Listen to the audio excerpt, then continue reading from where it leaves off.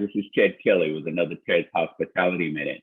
Hey, we've got a great guest on. He's a legend in the industry. His name is Anthony DiGuiseppe. He's the founder and president of DiGuiseppe International Hotel and Resort Design. And we are anxious to hear what he has to tell us about the hotel industry and all of the great things they're doing over there. Anthony, good morning, and how you doing, man? Good morning. How are you? I'm good. I'm good here. I'm sitting in the Hudson Valley right now, enjoying the great foliage weather. Awesome, man. Awesome. So, hey, before we ever dive into our conversation, I always like to give our guests and listeners a little bit of background on who our guests are and kind of how you got to where you are today. Can you give us the quick down and dirty version of your background and all of the great things you've been doing? Okay, sounds good. Well, I started out almost in 1985. I opened my first office, which was DiGiuseppe Architect, and it was in New York City in the Fur District, and we were doing all kinds of different projects as a young architect. I had just gotten my license. I graduated from Pratt Institute and also in architectural engineering, and from City College in architecture. Spent 2 years at the United States Naval Academy prior to that, studying naval architecture. And so I've been in business since 1985. Always a small firm, always a boutique firm. It was probably about 20 years ago that I decided to get into the hospitality space after doing numerous other residential, commercial offices, stores, restaurants. Well, restaurants still in hospitality, but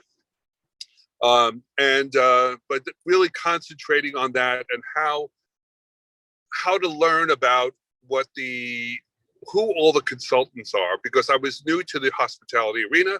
I wanted to know who were the developers, who were the asset managers, where did the money come from, who was investing in this. And so I went to places like the Lodging Conference, ALIS, as well as, the different other groups that had conferences in the hospitality arena. So I started out as doing a few boutique hotels, and that's really been my concentration. Although I've been approved by the brands, I really find it more creative to be in the boutique space, because it's it's an area that there are no brand standards. Yeah. And so you're not doing the same thing over and over again. All my projects are different. It's not a cookie cutter type of design. It really depends on the site, what the vision is of the developer and owner, and we try to then shape that with our creativity, shape that vision that they have. Gotcha. And working for them, so we'll work as partners together, which is it's really good that way. Awesome, man. So tell me a little bit about the boutique world and the stuff that you're creating in those spaces. I know that today there's a lot of different components that's going into the look and feel, the sustainability piece of hotel spaces and boutique hotel spaces. What are you trying to create when you're working on a project, and how is that all the different components kind of working together? Well, I would say that the main factor or the main component that I would say in the past 5 to 10 years that we're trying to stay true to is in the wellness industry, and how it affects the hospitality industry, and what people are looking for what the guests are looking for when they go to a resort or a hotel or a restaurant. And so the concentration really has been, what can I do to use sustainable materials? What can I do to have a clean environment and a healthy environment within those spaces? How do I deal with light, natural light, and HVAC systems, as well as providing a experience, which is what the whole boutique industry started with Ian Schrager. And Ian wanted to produce an environment that people had, splendid experiences that they would tell their friends about, and that their friends would then come by word of mouth to these places and enjoy the same type of experience that they do. And they're talking about, not a fake Disneyland type of thing. We're talking about authentic types of experiences where the ownership is really heavily involved in promoting that from the bottom up. So right from the staff to the executive branch, the executives of the hotel, and having them really embody that type of wellness attitude that they can then show and exhibit to the guests. And it influences them.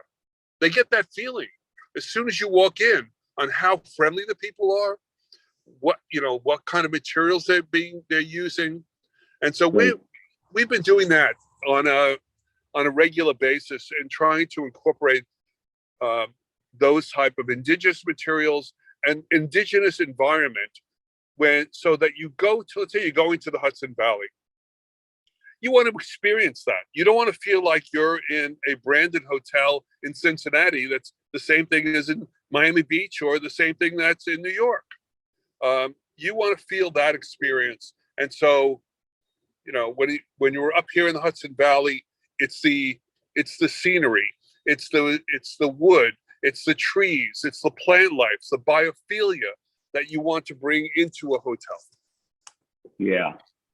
And how has the mental health piece worked its way into the hospitality space and the boutique design?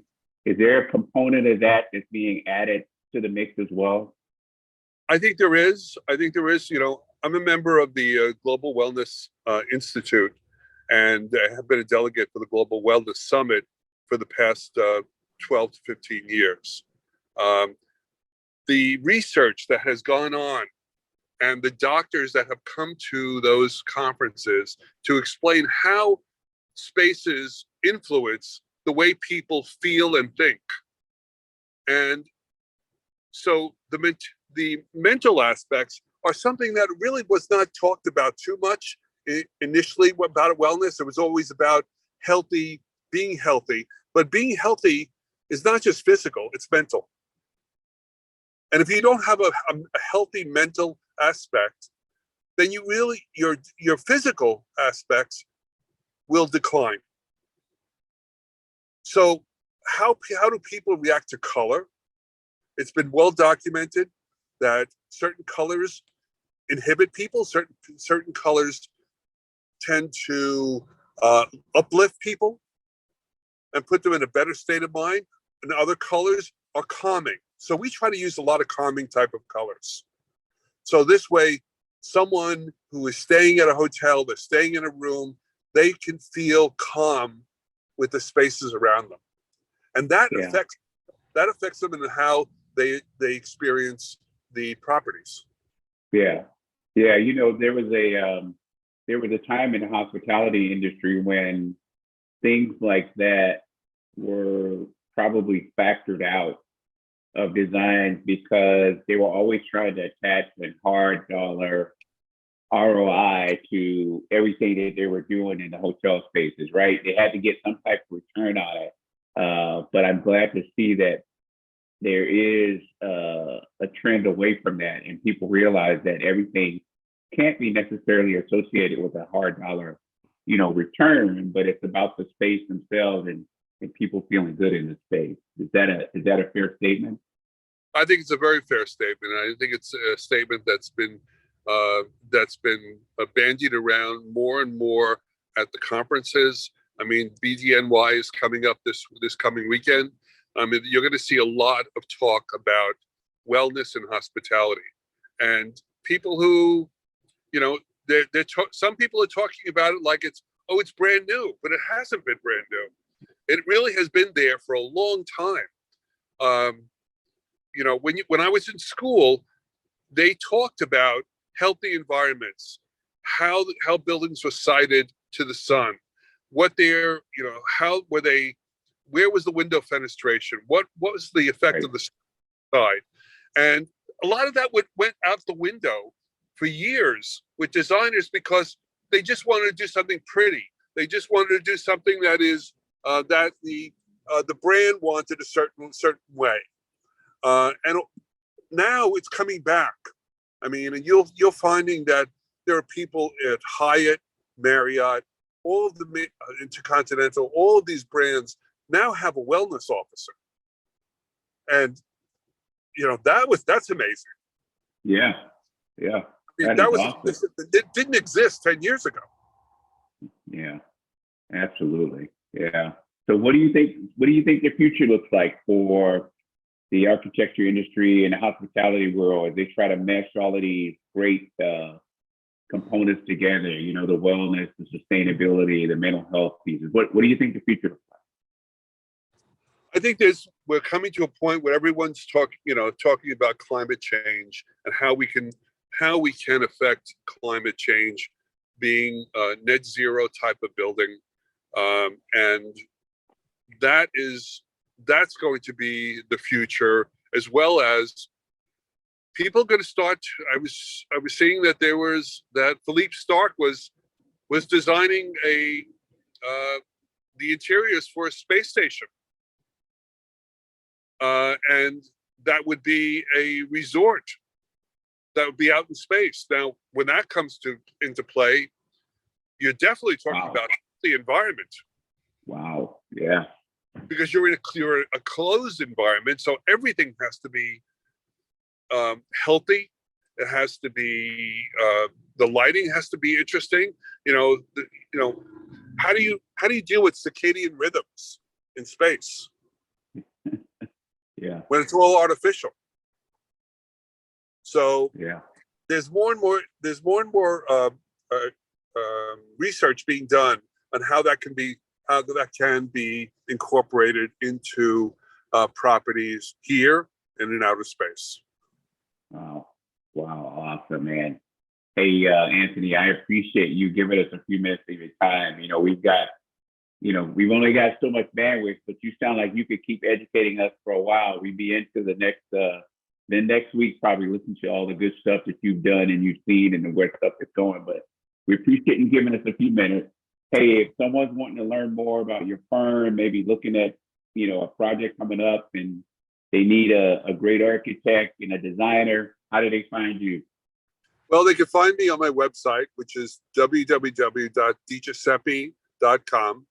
I don't use Facebook so much as I use Instagram, where I put up really photographs and images that I feel are interesting to the environment. Then I don't put selfies up and things like that, but I will post projects. Right. Like I did, the last one I did was the Naturopathica, which is a health and a spa company based in New York, and it was for a reimagination of their spaces in East Hampton. Wow. So, and currently I'm working on the Broadway Plaza Hotel, the Artisan Hotel downtown on John Street, and a few other spas in the Hudson Valley. Yeah. By the way, congratulations on that. I think you did the Trump Soho spa, and I think you got a super award out of that one. So, by the way, congratulations on that. That was a beautiful project. That was it was didn't work with Donald, but worked with Ivanka. That was her first project on her own for the Trump organization, very early on, way before the presidency and everything else. It's great. But that was a beautiful project. I was given pretty much free hand. It was the first hammam that was ever built in New York City. And so, yeah, and we did get a couple of awards for that. Yeah, well, congrats again. Well, hey, this has been another Ted's Hospitality Minute. Thanks so much for joining us. We'll see you next time. Thank you very much for having me on. Have a great day. You too. Bye.